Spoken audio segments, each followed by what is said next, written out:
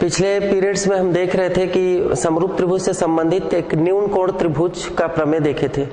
आज हम उसी से संबंधित अधिक कोण त्रिभुज पे बना हुआ एक प्रश्न देखेंगे। प्रश्न है,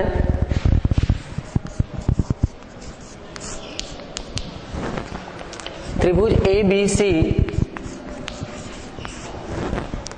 एक अधिक कोण त्रिभुज है।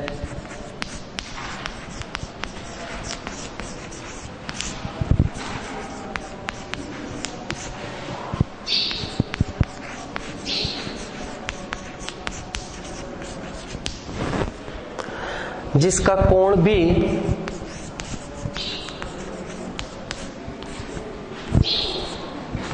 अधिक कोण है।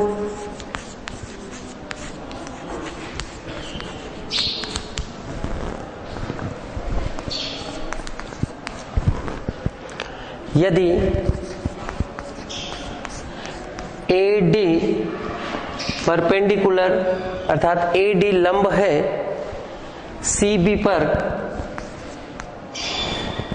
तो सिद्ध कीजिए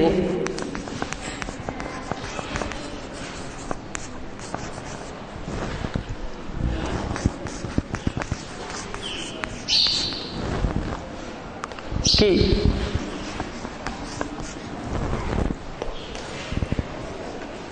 AC का वर्ग बराबर AB का वर्ग प्लस BC का वर्ग प्लस 2BC इंटू BD। यह है अधिक कोण त्रिभुज के प्रमेय में सिद्ध करना हमको कि AC का वर्ग बराबर AB का वर्ग धन BC का वर्ग धन 2BC इंटू BD। इस प्रमेय को सिद्ध करने के लिए सबसे पहले हम लिखते हैं एक, जैसा कि प्रश्न में कहा है कि त्रिभुज ABC एक अधिक कोण त्रिभुज है, तो पहले हम एक अधिक कोण त्रिभुज बनाते हैं।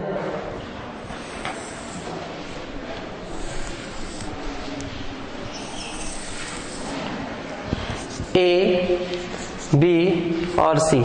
प्रश्न में कह रहा है कि त्रिभुज ABC एक अधिक कोण त्रिभुज है। ABC ये कोण भी अधिक कोण है, कह रहा है प्रश्न में कि जिसका कोण भी अधिक कोण है। अब हम इसकी BC रेखा को आगे बढ़ाते हैं और आगे बढ़ा के हम इस पर एक लंब डाल देते हैं। ये बोल भी रहा है कि यदि AD लंब है CB पर, AD लंब है CB पर, CB रेखा को हम कुछ दूर तक आगे बढ़ाते हैं और आगे बढ़ाने के बाद हम उस पर AD लंब डाल देते हैं। तब दिया है, जो दिया रहता है हम उसको दिया है में लिखेंगे कि त्रिभुज ABC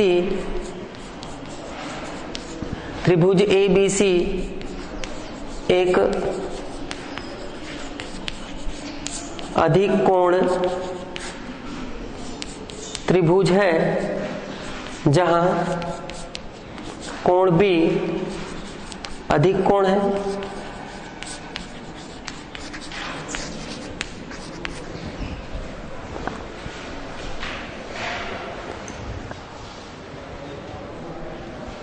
दिया है के बाद हमको सिद्ध करना है। दिया है में एक चीज और लिख सकते हैं कि त्रिभुज ABC एक अधिक कोण त्रिभुज है जहां कोण भी अधिक कोण है और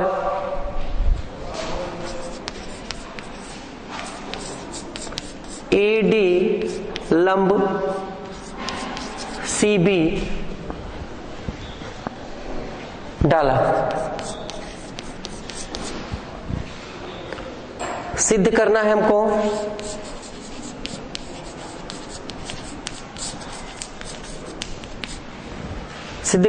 सिंपली दिया हुआ है AC का वर्ग बराबर AB का वर्ग धन BC का वर्ग धन 2BC इंटू BD।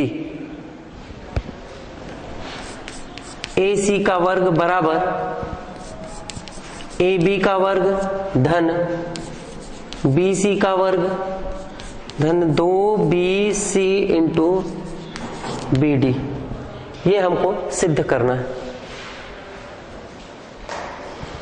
अब इसको सिद्ध करने के लिए हम आगे सिद्ध करने के लिए लिखते हैं उपपत्ति।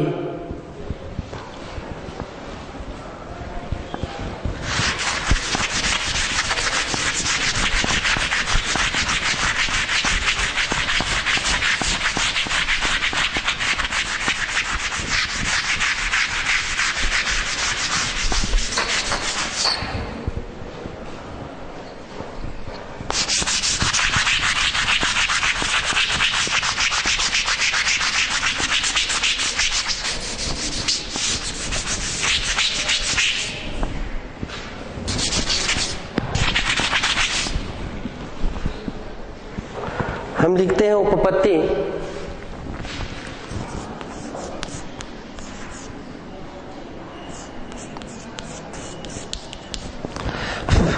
उपपत्ति में हम सबसे पहले लेते हैं त्रिभुज ए डी बी में, त्रिभुज ए डी बी में, त्रिभुज ए डी बी में कोण डी 90 डिग्री, एडीबी में कोण डी 90 डिग्री। जब कोण डी 90 डिग्री तो पाइथागोरस के प्रमेय से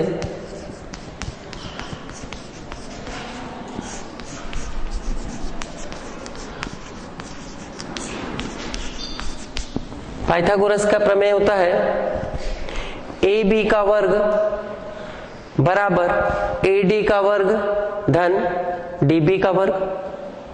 पाइथागोरस का प्रमेय ये होता है ना, कर्ण का वर्ग बराबर लंब का वर्ग धन आधार का वर्ग।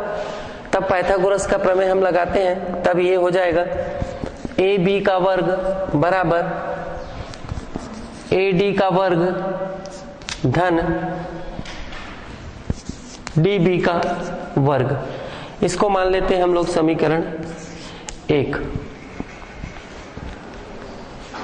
त्रिभुज ADB में कोण D 90 डिग्री, पाइथागोरस के प्रमेय से AB का वर्ग बराबर लंब का वर्ग अर्थात AD का वर्ग, आधार का वर्ग अर्थात DB का वर्ग। सेकंड, त्रिभुज ADC में, अब पूरे त्रिभुज, इस त्रिभुज में, इस बड़े त्रिभुज में हम देखते हैं ADC में पुनः पाइथागोरस प्रमेय से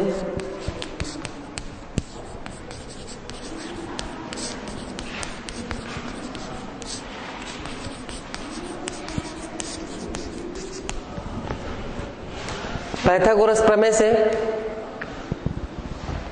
AC का वर्ग, कर्ण यहां पर AC होगा क्योंकि अब हम त्रिभुज बदल दिए। पहले त्रिभुज ADB में लिए थे, तब ये त्रिभुज, ये समकोण त्रिभुज था ADB। अब समकोण त्रिभुज क्या हो जा रहा है ADC, अर्थात कर्ण क्या हो गया यहां पर AC। तो AC का वर्ग बराबर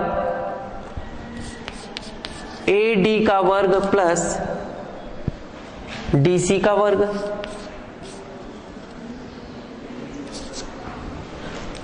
AC का वर्ग प्लस DC का वर्ग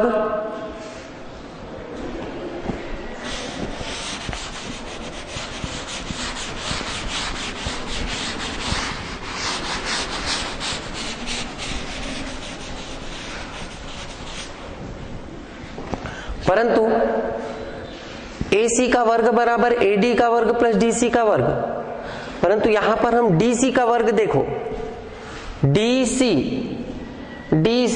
को हम क्या लिख सकते हैं DB प्लस BC लिख सकते हैं ना भाई। ये दोनों को ही मिला के तो हमारे पास DC हो रहा है ना, तो हम इस DC को हम लिख सकते हैं DB प्लस BC, इस DC को हम लिख सकते हैं DB प्लस BC का वर्ग।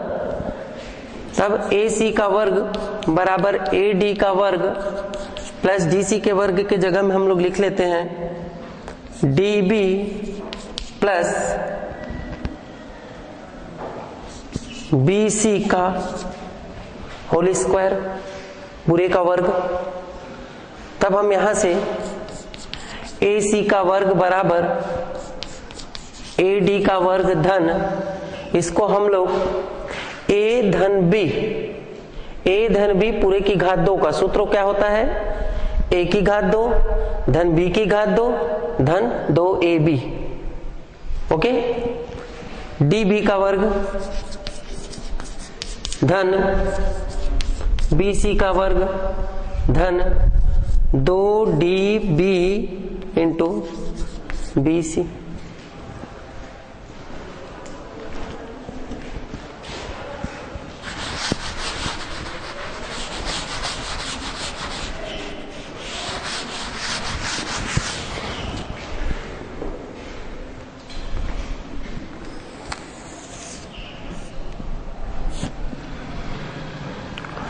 AC का वर्ग बराबर आ गया AD का वर्ग धन DB का वर्ग धन BC का वर्ग धन 2DB इंटू BC। परंतु अब आप देखिए समीकरण 1 से, समीकरण 1 आया था AB का वर्ग बराबर AD का वर्ग धन DB का वर्ग, यही आया था। देखो इसको यदि हम लोग समीकरण 2 मान लेते हैं, समीकरण 2 मान लेते हैं तो समीकरण 1 और 2 से हम AD का वर्ग धन DB के वर्ग इतने के जगह पे हम लोग AB का वर्ग रख सकते हैं। क्यों? क्योंकि हम पहले समीकरण 1 में निकाले हैं कि AD का वर्ग धन DB के वर्ग बराबर होता है AB का वर्ग। तब ऐसी स्थिति में हम AD का वर्ग धन DB के वर्ग के जगह में रख सकते हैं AB का वर्ग। तब हमारे पास आ जाएगा AC का वर्ग बराबर AB का वर्ग, इसको बताएंगे हम लोग समीकरण 1 और 2 से। AC का वर्ग बराबर AB का वर्ग धन BC का वर्ग धन 2DB इंटू BC, जो कि हमको यही सिद्ध करना था। सिद्ध करने का अर्थात हम इसको ऐसा भी लिख सकते हैं AC का वर्ग बराबर AB का वर्ग धन BC का वर्ग धन 2BC इंटू BD।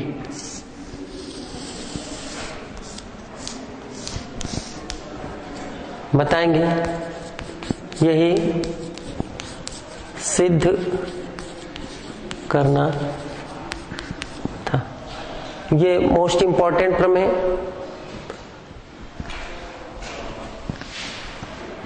दोनों पाइथागोरस के प्रमेय समीकरण 1 और 2 से हम लोग ले लिए हैं। AB का वर्ग बराबर AD का वर्ग धन DB का वर्ग। समीकरण 2 आया था AC का वर्ग बराबर AD का वर्ग धन DB का वर्ग धन BC का वर्ग धन 2DB इंटू BC। तो हम इस AD के वर्ग धन DB के वर्ग के जगह पे हम समीकरण 1 से रख लिए AB का वर्ग। इस AB के वर्ग को हम इस पे रख दिए तो AB का वर्ग धन BC का वर्ग धन 2DB इंटू BC। उसको हम जैसा सिद्ध करने के लिए कहा था उसी सीक्वेंस में जमा दिए। AC का वर्ग बराबर AB का वर्ग धन BC का वर्ग धन 2BC इंटू BD।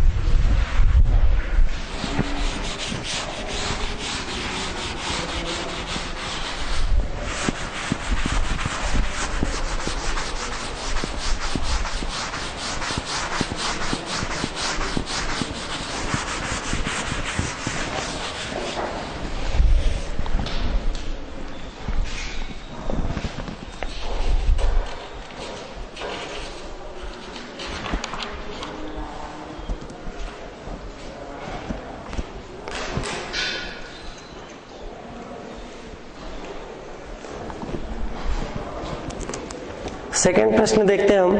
यदि दो समरूप त्रिभुजों का क्षेत्रफल बराबर हो तो सिद्ध कीजिए कि वे त्रिभुज सर्वांग सम है। सर्वांग सम के बारे में आप कक्षा 9वीं में पढ़ चुके हैं। सर्वांग सम क्या कहते हैं हम?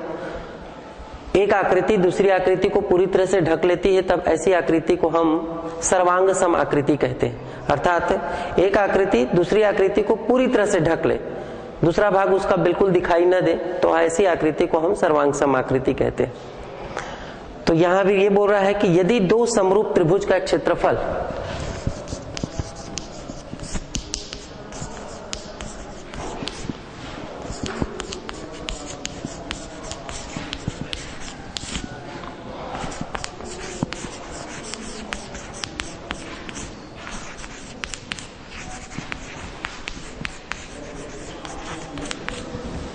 यदि दो समरूप त्रिभुजों का क्षेत्रफल बराबर हो, दो समरूप त्रिभुजों का क्षेत्रफल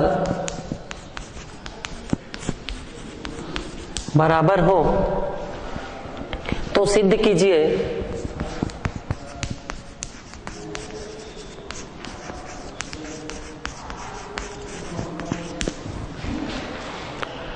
सिद्ध कीजिए कि त्रिभुज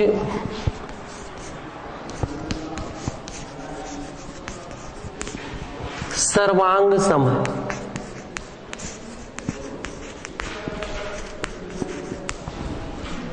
यह सिद्ध करना है हमको। सिद्ध करने से पहले हमको सबसे पहले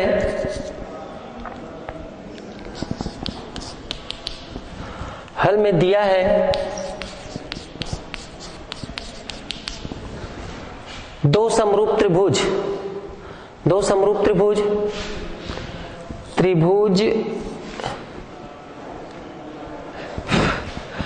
त्रिभुज ए बी सी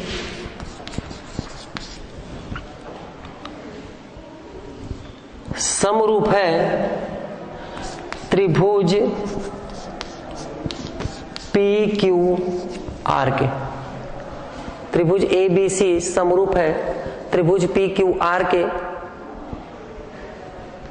हम बना लेते हैं चित्र।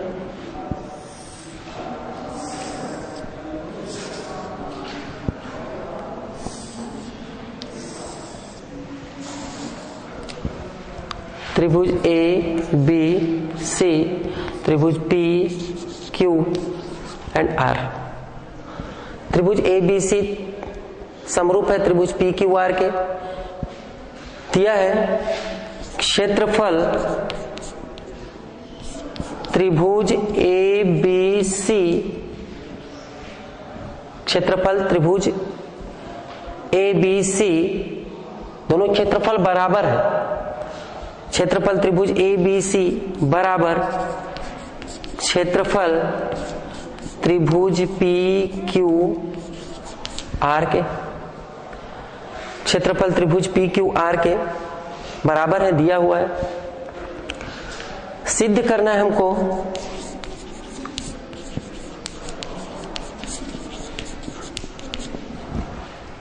त्रिभुज सर्वांग सम है, अर्थात त्रिभुज ए बी सी सर्वांग सम है।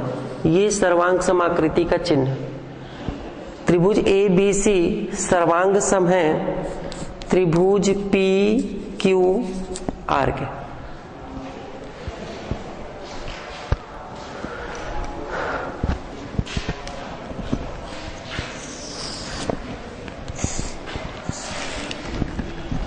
उपपत्ति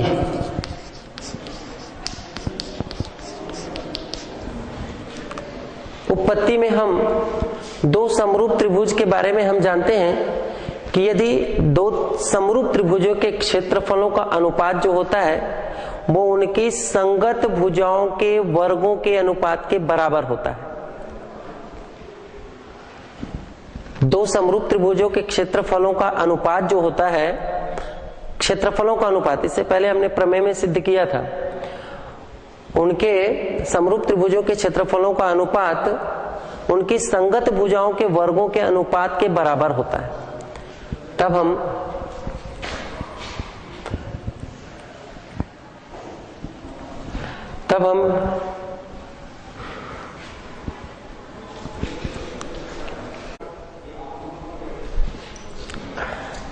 तब हम उपपत्ति में देख रहे थे कि समरूप त्रिभुज के क्षेत्रफलों का जो अनुपात होता है वो उनके संगत भुजाओं के वर्गों के अनुपात के बराबर होता है। हम बताएंगे यहां पर कि हम जानते हैं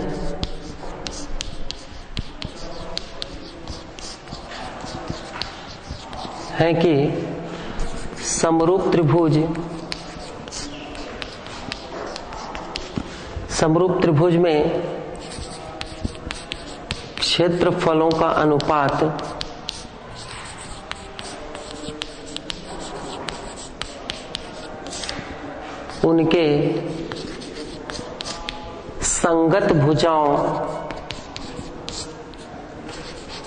उनके संगत भुजाओं के वर्गों के अनुपात के बराबर होता है।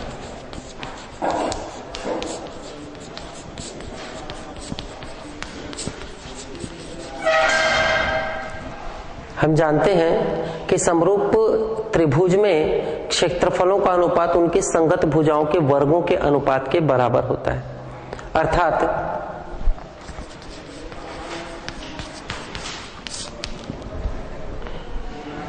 त्रिभुज ए बी सी का क्षेत्रफल बटा त्रिभुज पी क्यू आर का क्षेत्रफल बराबर, हम कोई भी एक संगत भुजा ले लेते हैं, बी सी का वर्ग बटा क्यू आर का वर्ग।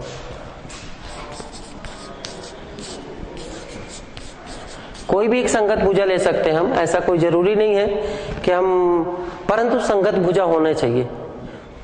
तो त्रिभुज ए बी सी का क्षेत्रफल परिभाषा के अनुसार त्रिभुज ए बी सी का क्षेत्रफल बटा त्रिभुज पी क्यू आर का क्षेत्रफल बराबर ए बी का वर्ग बी सी का वर्ग बटा क्यू आर का वर्ग। परंतु प्रश्न में दे दिया है कि यदि दो समरूप त्रिभुजों के क्षेत्रफल बराबर हो, अर्थात त्रिभुज ए बी सी किसके बराबर है? त्रिभुज पी क्यू आर के बराबर है। जब दोनों बराबर है, प्रश्नानुसार हम दे सकते हैं इसको,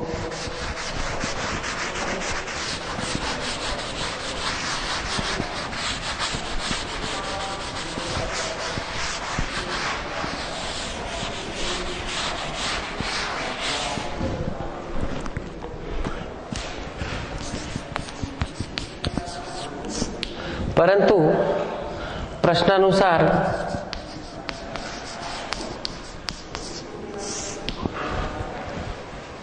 त्रिभुज ए बी सी का क्षेत्रफल बराबर त्रिभुज पी क्यू आर का क्षेत्रफल। प्रश्नानुसार जैसा दिया है प्रश्न में कि यदि दो समरूप त्रिभुजों के क्षेत्रफल बराबर हो, हम बता सकते हैं त्रिभुज ए बी सी का क्षेत्रफल बराबर त्रिभुज पी क्यू आर का क्षेत्रफल। ऐसी स्थिति में हम त्रिभुज ए बी सी का क्षेत्रफल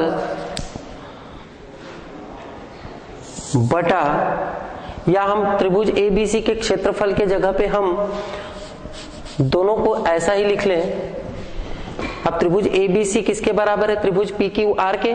तब हम इसको लिख सकते हैं कि त्रिभुज पी क्यू आर का क्षेत्रफल बटा त्रिभुज पी क्यू आर का क्षेत्रफल बराबर बी सी का वर्ग बटे क्यू आर का वर्ग।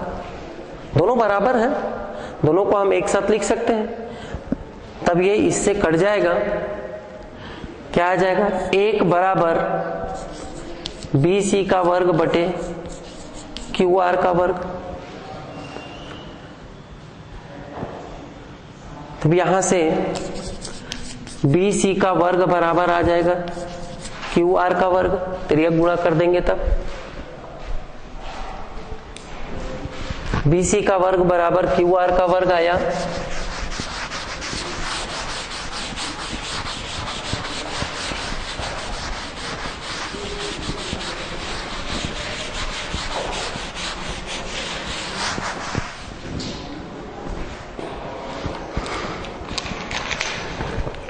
BC का वर्ग बराबर QR का वर्ग,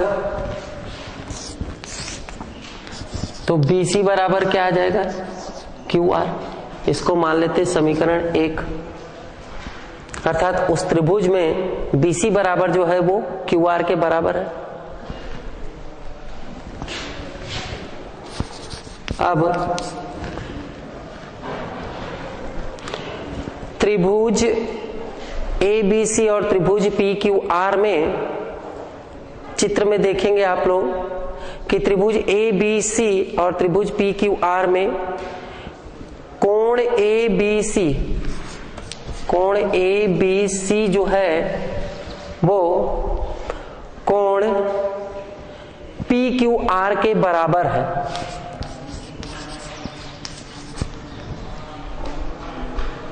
कोण ABC जो है वो कोण PQR के बराबर है और कोण BCA जो है वो QRP के बराबर है। कोण QRP के बराबर है। चित्र में देखेंगे आप तो कोण ABC बराबर है कोण PQR के और कोण BCA जो है वो कोण QRP के बराबर है और BC बराबर QR जो है वो हमको क्या मिला है? समीकरण 1 से प्राप्त हुआ है। BC जो है वो QR के बराबर है। तब ऐसी स्थिति में सर्वांग सम की परिभाषा यदि हम देखते हैं तो कोण कोण भुजा की समरूपता से, कोण कोण भुजा के समानता से देखते हम कि त्रिभुज, अतः त्रिभुज ABC सर्वांग सम है त्रिभुज PQR के।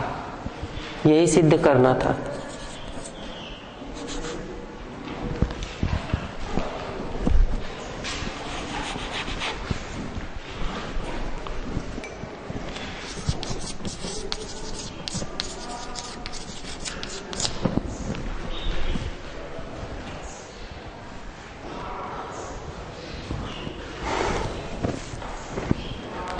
इस तरीके से हम यदि दो समरूप त्रिभुजों का क्षेत्रफल बराबर हो तो सिद्ध कीजिए कि त्रिभुज सर्वांग सम होते हैं। ये सर्वांग सम हम सिद्ध किए। सर्वांग सम होने के लिए हमारे पास एक कंडीशन होना जरूरी है, एक प्रतिबंध का होना जरूरी है कि उसके दो कोण और एक भुजा आपस में यदि बराबर है। कौन कौन सी? दो कोण और एक भुजा यदि आपस में बराबर हैं तो हम ये कहेंगे कि त्रिभुज सर्वांग सम है। और त्रिभुज सर्वांग सम के लिए हमारे पास जैसा कि कक्षा 9वीं में और इससे पहले मैं बता चुका आप लोग को कि सर्वांग सम आकृतियां वे आकृतियां होती हैं जो एक आकृति को पूरी तरह से दूसरी आकृति ढक लेती है। जब वो ढक लेगी तो ऐसी स्थिति में हम कहेंगे कि त्रिभुज ABC सर्वांग सम है त्रिभुज PQR के।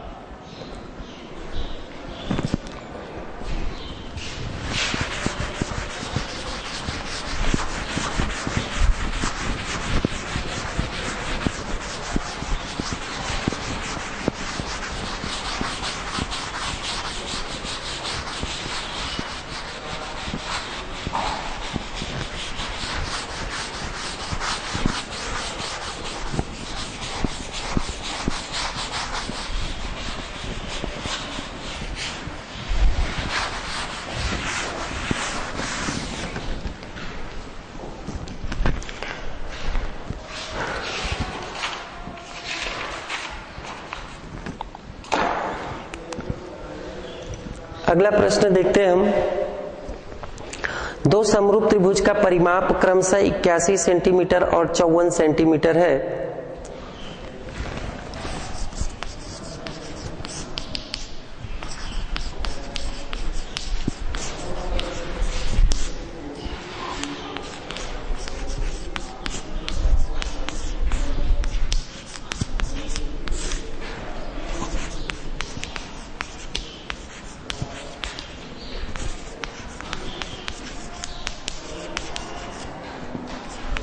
54 सेंटीमीटर है। यदि पहले त्रिभुज की एक भुजा की लंबाई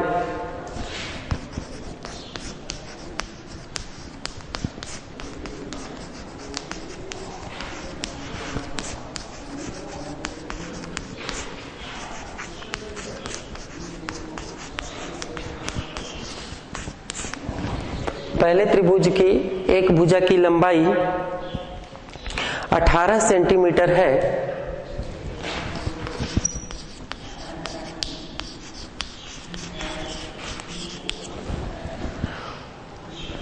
तो दूसरे त्रिभुज की संगत भुजा की लंबाई ज्ञात करो। दूसरे त्रिभुज के संगत भुजा की लंबाई ज्ञात कीजिए।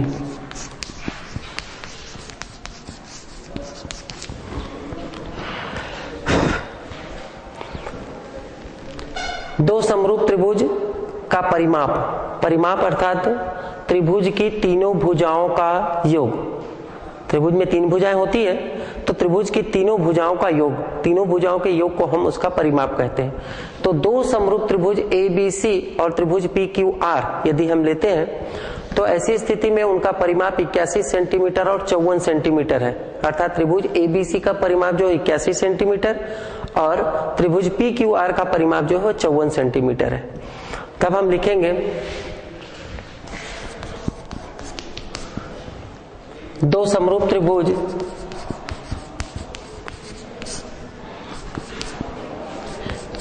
ABC, त्रिभुज ABC समरूप है त्रिभुज PQR के, तो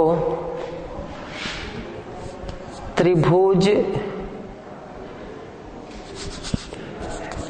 AB इसका परिमाप बोल रहा है, त्रिभुज का परिमाप कह रहा है, त्रिभुज ABC का परिमाप दे दिया है बराबर 81 सेंटीमीटर। तो त्रिभुज ABC का परिमाप अर्थात AB धन BC धन CA बराबर 81 सेंटीमीटर, और उसकी एक भुजा, इसकी एक भुजा की लंबाई दिया है 18 सेंटीमीटर। हम यदि त्रिभुज बना लेते हैं यहां पर, त्रिभुज ABC और त्रिभुज PQ और R, यदि एक भुजा की लंबाई हम इसके 18 सेंटीमीटर मानते हैं और P की भुजा को X मानते हैं, तो त्रिभुज ABC धन BC धन CA बराबर 81 सेंटीमीटर और भुजा AB बराबर 18 सेंटीमीटर। त्रिभुज PQR का, त्रिभुज ABC PQR का परिमाप दिया हुआ है, कितना दिया है 54 सेंटीमीटर। परिमाप को हम लिख सकते हैं PQ plus QR plus PR बराबर दिया है 54 सेंटीमीटर। और एक भुजा यदि हम मान लेते हैं संगत भुजा PQ बराबर X माना। अब हम जानते हैं कि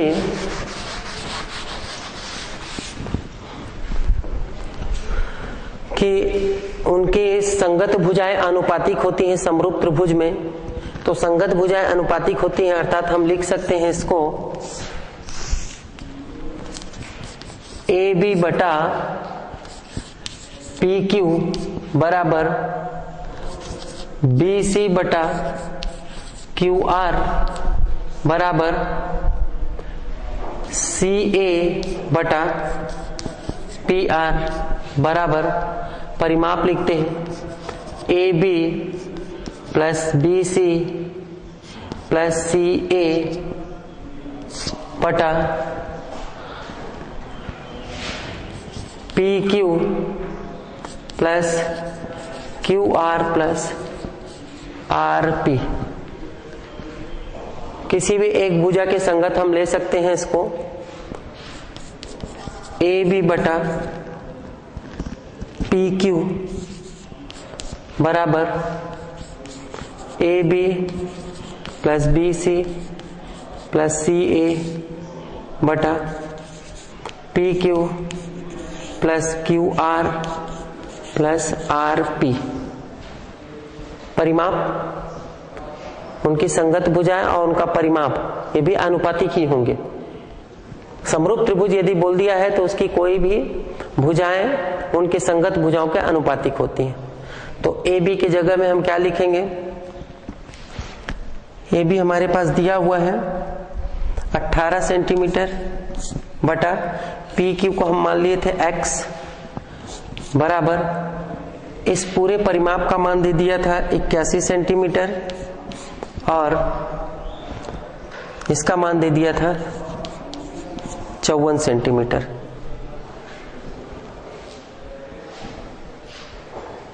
तब यहां से हम क्रॉस मल्टीप्लिकेशन अर्थात तिर्यक गुणा करते हैं।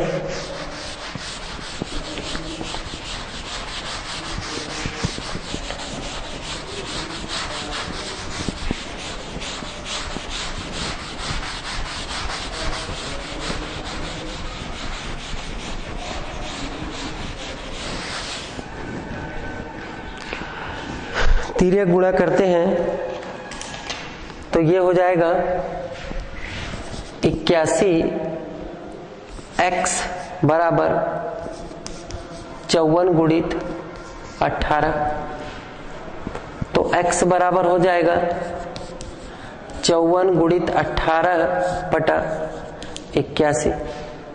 काट देते हैं हम लोग, 9 दूनी 18, 9 निया 81, 9 एकम 9, 9 छके 54। तो x का मान आ जाएगा हमारे पास 6 दूनी 12 सेंटीमीटर, अर्थात AB की संगत भुजा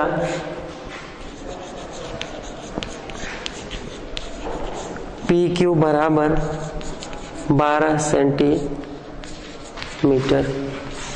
ये इसका आंसर हो जाएगा।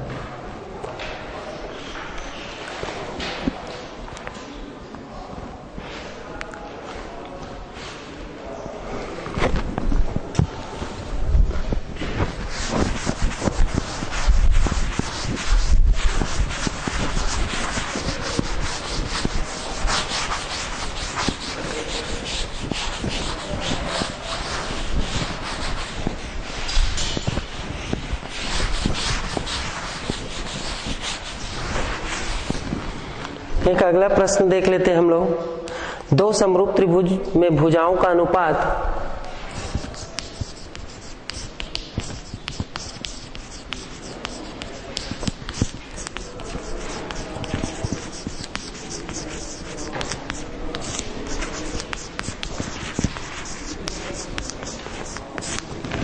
भुजाओं का अनुपात 2:3 है, तो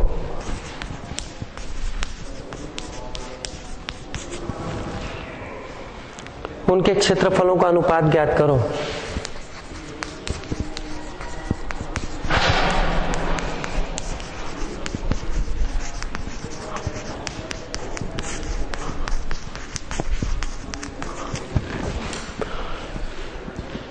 दो समरूप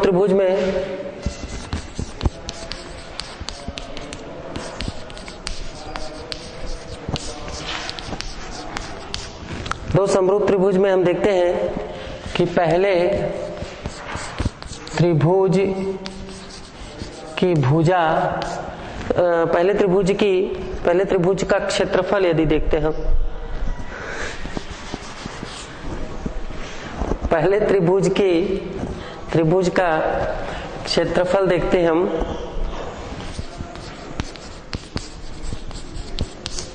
बटे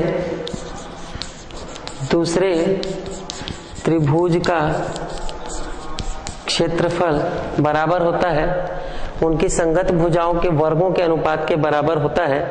तो हम पहले त्रिभुज की भुजा का वर्ग बटे दूसरे त्रिभुज की भुजा का वर्ग। तब हम देखते हैं कि पहले त्रिभुज का क्षेत्रफल, हमको उनके क्षेत्रफलों का अनुपात ज्ञात करना है। तो पहले त्रिभुज का क्षेत्रफल बटे दूसरे त्रिभुज का क्षेत्रफल बराबर, पहले त्रिभुज की भुजा दिया है 2/3, 2 का वर्ग बटे 3 का वर्ग लिख सकते हैं हम। तब यहां पर से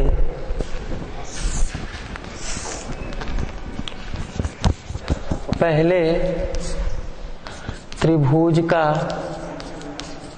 क्षेत्रफल बटे दूसरे त्रिभुज का क्षेत्रफल बराबर हो जाएगा 2 दूनी 4 बटे 3 तिया 9, अर्थात क्षेत्रफलों का अनुपात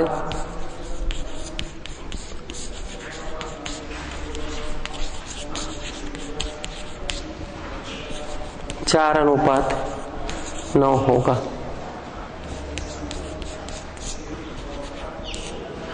ये इसका आंसर आ जाएगा। इस तरीके से हम कल और समरूप त्रिभुज से संबंधित कुछ प्रश्नों के और हल देखेंगे, और संभवतः हमारे पास पाइथागोरस प्रमेय से संबंधित भी कुछ प्रश्न बचे हुए, उन प्रश्नों को भी देखेंगे। धन्यवाद।